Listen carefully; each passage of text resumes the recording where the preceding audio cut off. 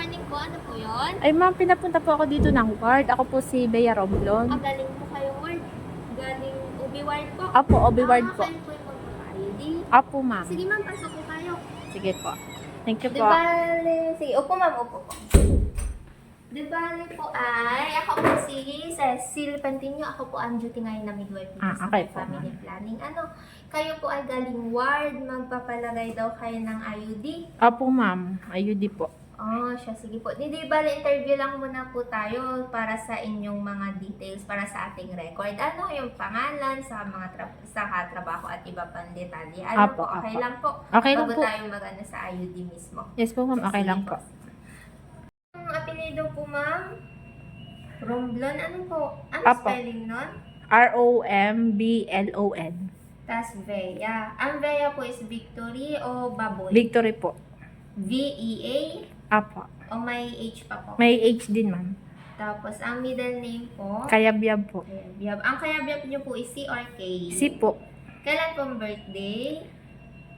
October 28 po. 19. 1995. Ilan taon na po kayo ngayon? 28 po. Ano pong natapos natin?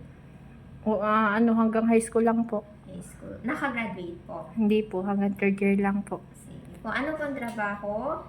Sa bahay lang po. Taga saan po? Taga, ano po, Baku po. Saan po tayo sa Bako? Taga Katwiran 1 po. Contact number, ma'am? 09-610 30 40 82. Kasal po? Hindi po. Hindi pa po. Hindi pa po. Anong religion? Katoliko po. Katoliko. Pero nagsasama naman po kayo ng partner. Yes po, ma'am. Ano po? Ano po? Pangalan ng partner? Eric po. Eric. Yung Eric niya po is C or K? Si po. Tapos anong apelido? Luzon po. Luzon. Ang Luzon po natin ay Zay. Yes po, ma'am. L-U-Z-O-N. Apa. Tapos middle initial po. Wala po, Wala ma'am. po siya middle initial. Kailan po ang birthday? December 13 po. 1994. 94 po. Ilang taon na po ngayon si sir? 29 na po. Trabaho po niya? Tricycle driver po. Tricycle driver. Ilan po ang anak na? Patatlo na po. Patatlo na po itong pinanganak nyo. Apo. Huli. May plano pa po bang magdagdag? Wala na po sana, ma'am. Wala na po sana. Kayo po ay may ginagamit na dating family planning o ngayon pa lang nyo susubukan? Wala po, ma'am. Sa pool po, wala. So, bago pa lang po kayo. Hindi pa po kayo nakapag-try kahit mga pills? Wala Hindi pa? pa po. Wala pa po. May history po ba tayo ng mga sobrang pananakit ng ulo, yung migraine? Wala naman po. Nakaranas na po ba na stroke na po ba sa bantas ng BP o atake sa puso? Wala naman po. Wala naman po. Yung pong abnormal na biglang nagdudugo ng mga gilagid, Wala po, ma'am. wala naman. Yung sa breast cancer po, kaya bukol sa suso, wala naman po. Wala naman po. Ubo po na more than 2 weeks. Wala po. Paninila, wala naman po. Wala po. Sobrang pananakit ng dibdib. Wala naman Kaya po. po yung biglang dinugo, wala naman. Wala naman po, ma'am. Naninigarilyo po ba? Hindi din po. Hindi din. Wala naman po kayong ibang mga iniinom na maintenance yung para po sa anti-seizure o kaya po sa gamot sa TB, wala naman po. Wala naman, ma'am. So, bali patatlo nyo na po siyang anak. 3 beses po nagbuntis. Apo. Walang agas. Wala naman po. Buhay po lahat. Yes po, ma'am. Tama po lahat yun sa buwan ng pinanganak. Apo. Kailan po kayo huling nanganak? Kahapon lang po. Kahapon lang po. Ano po yun? Normal delivery? CS? Normal po, ma'am. Yung mga nauna nyo po, normal o naoperahan? Normal po, ma'am. Normal po lahat. Kailan po ma'am, tandaan nyo pa yung inyong unang araw ng huling regla? September 6 po, 2023. September 6.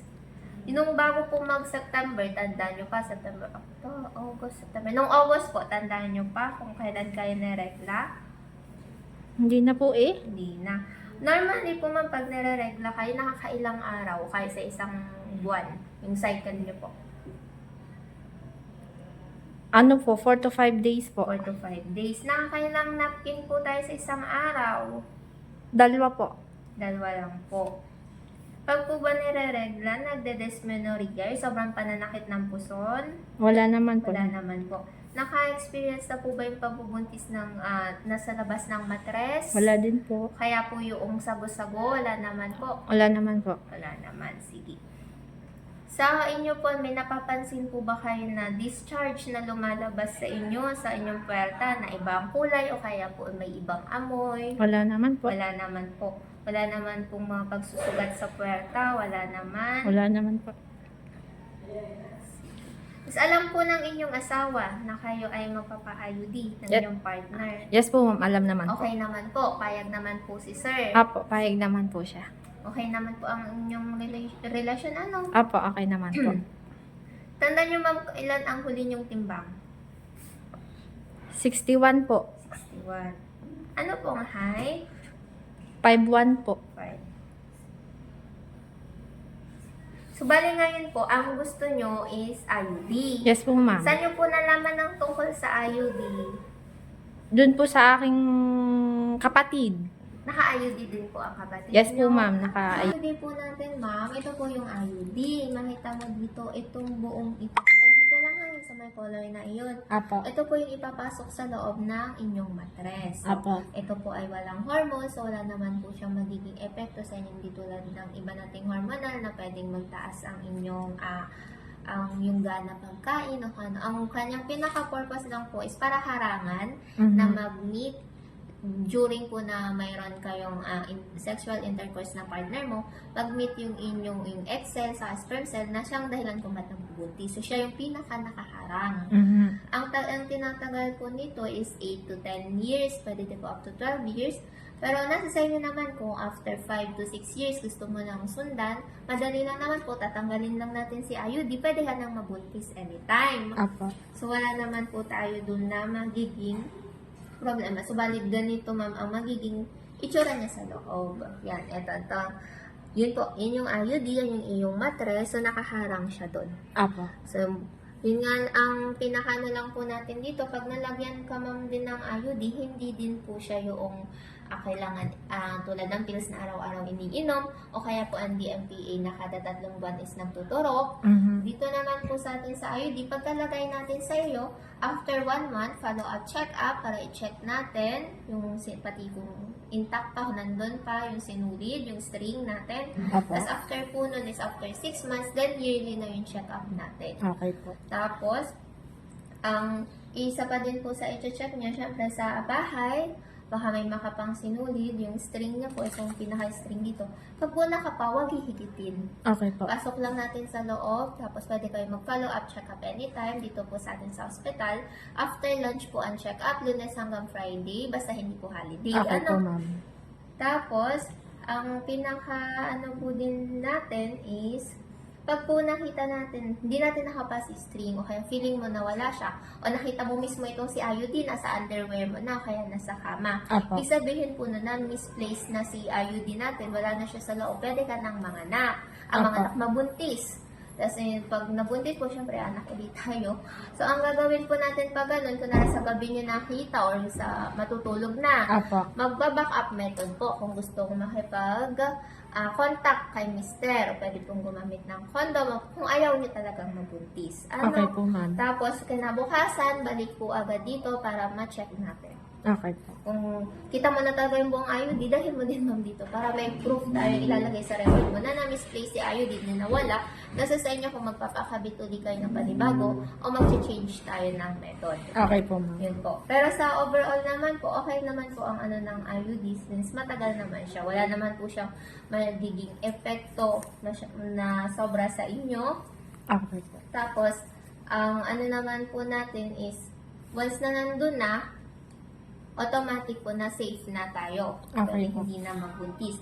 At yung pong sinasabi ng iba na pwedeng magbuntis pero yung nag-ectopic sa labas ng matres, may mga cases po pero maliit na din yung chance. Okay po. Hindi naman po sa lahat ng pagkakataon. Pero kung nakaramdam ma'am kunwari na na-delay ka, kasi Apo.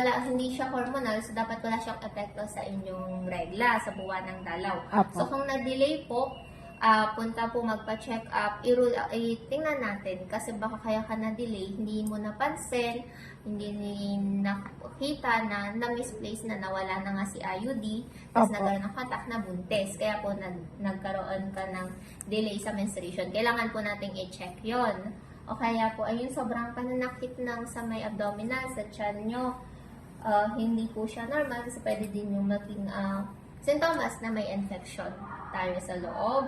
O kaya po ay yung may kasama po yung paglalagna, kaya nagsusuka, masama ang pakiramdam, tapos may lumalabas sa puwerta na ibang kulay, saka iba ang amoy, mabaho.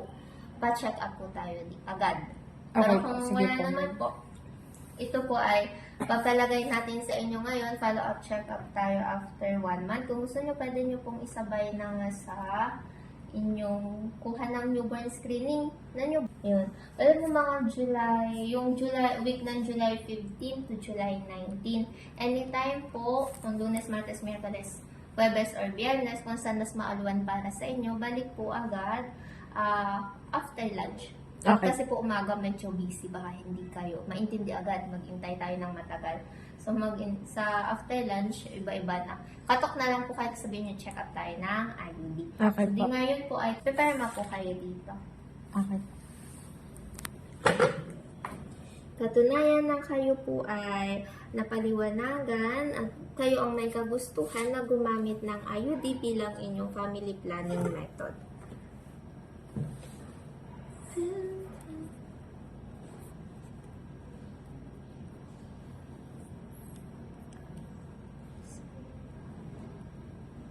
Sige po, pwede na lang tayo sa loob. Sige, thank you po. Thank you po, ma'am.